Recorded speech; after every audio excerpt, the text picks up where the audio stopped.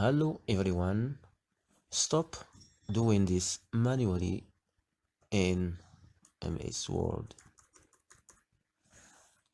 Select all, then right click, go to paragraph,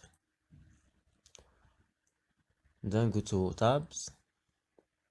Here you can type as you like, 6, 5, as you like, 6. Then from here choose what you want, line or points like this. For me, I want the choice number 2.